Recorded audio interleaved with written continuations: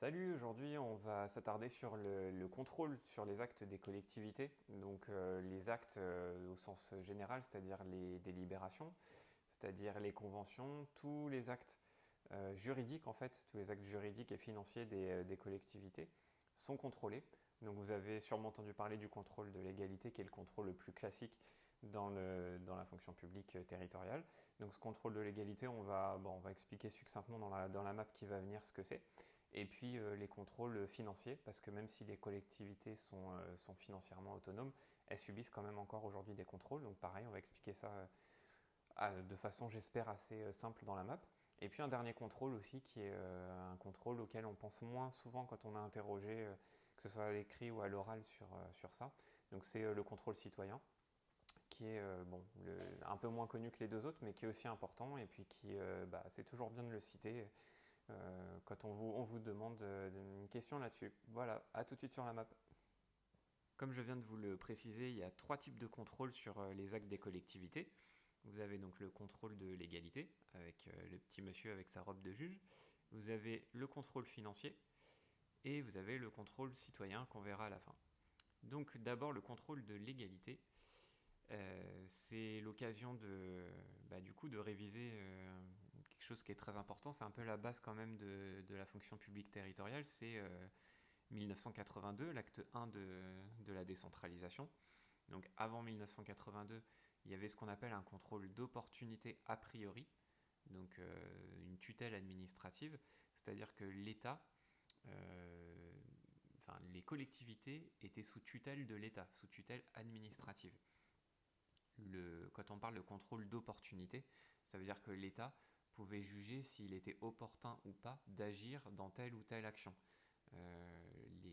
Les collectivités, tout simplement, n'étaient pas libres, en fait, politiquement, de leur choix, et l'État exerçait donc à ce titre une tutelle.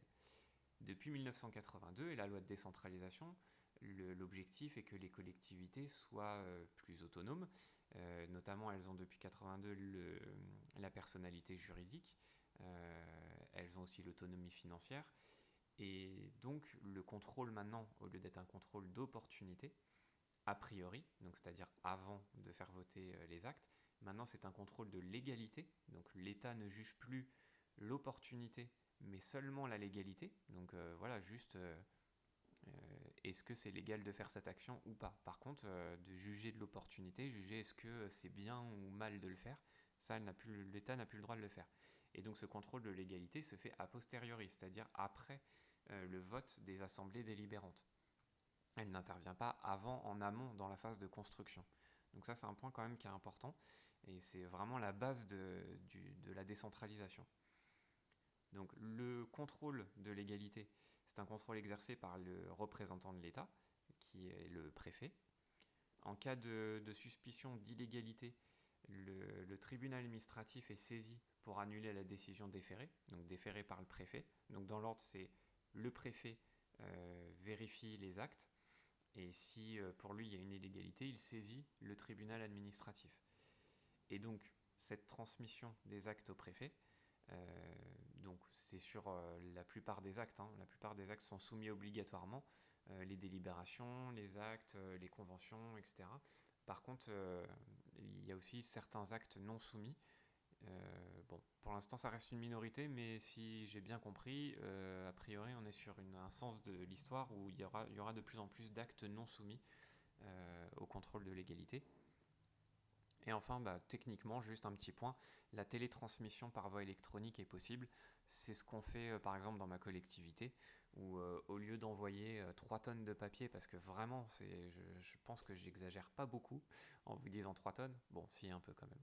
Mais vraiment, je pense qu'il y aurait beaucoup, beaucoup de papier à transmettre. Du coup, maintenant, ça se fait par voie électronique et c'est bien plus simple. C'est bon pour la planète et puis ça fait gagner du temps à tout le monde, donc voilà. Ensuite, le contrôle financier. Donc ce contrôle est exercé encore une fois par le représentant de l'État, c'est-à-dire le préfet, une fois que le budget est voté puis exécuté. Et donc le préfet peut saisir la CRC pour Chambre régionale des comptes, dans les cas suivants. Donc si la date butoir du vote du budget primitif n'est pas respectée, pour rappel c'est le 31 mars de l'année N maximum. Donc si cette date n'est pas respectée, le préfet peut saisir la CRC. Si le budget est en déséquilibre, puisque le budget, à l'inverse de l'État, les collectivités doivent présenter un budget en équilibre. Si une dépense obligatoire n'est pas inscrite, puisque même si elles sont autonomes financièrement, les collectivités doivent se référer à une loi qui explique qu'il y a des dépenses obligatoires, donc il y a les dépenses de personnel et les dépenses notamment liées à leurs compétences obligatoires. Et enfin, le préfet saisit la CRC si un déficit apparaît au compte administratif. Donc compte administratif, c'est en année N+1, c'est l'exécutif de la collectivité qui doit présenter ce compte-là et qui montre donc en année N-1 qui fait un bilan en fait de son année précédente. Et donc ce déficit, il ne doit pas y avoir de déficit. Voilà pour les deux contrôles principaux et auxquels on peut penser tout de suite quand on révise. Donc si on vous pose la question des contrôles sur les actes, ces deux-là sont vraiment le minimum syndical à donner. Avec pas mal d'explications, c'est encore mieux.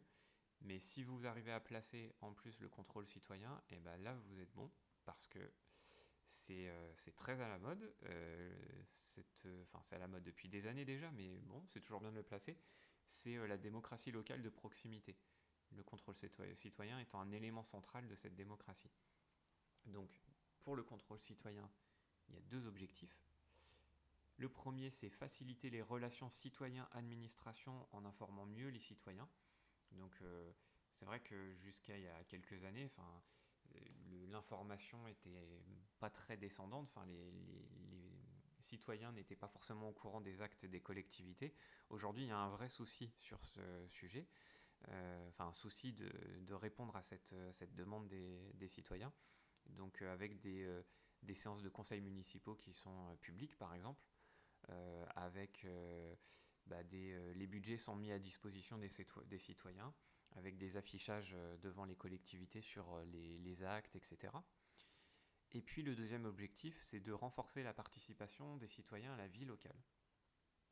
Donc je pense que parmi ces quatre choses, vous en connaissez certains. Les consultations obligatoires. Donc dans certains domaines, comme sur l'urbanisme, il peut y avoir une obligation de consultation de la population. Des commissions consultatives relatives aux services publics locaux. Il peut y avoir aussi un référendum municipal sur tel ou tel sujet. Et puis des comités consultatifs. Donc pour être un petit peu plus concret, ça peut être tout simplement les conseils de quartier qui sont un exemple type de ce souhait de renforcer la participation des citoyens à la vie locale. C'est conseil de quartier, c'est... voilà, je pense que c'est l'exemple le plus parlant. Ça a été créé justement dans ce souci-là. Voilà, donc écoutez, si ça tombe, que ce soit à l'oral ou à l'écrit, l'égalité et financier, c'est vraiment les deux réponses qu'on attend de vous. Et si vous placez citoyen en plus, ça peut vous permettre de vous démarquer des autres, parce que la majorité des gens ne pensent pas forcément à évoquer ce contrôle-là, mais il est très, très important, très intéressant. Et puis encore une fois, si ça peut vous démarquer des autres, c'est très bien. Voilà, donc si vous avez aimé cette vidéo, n'hésitez pas à partager, ou sinon à laisser des commentaires en dessous. À bientôt!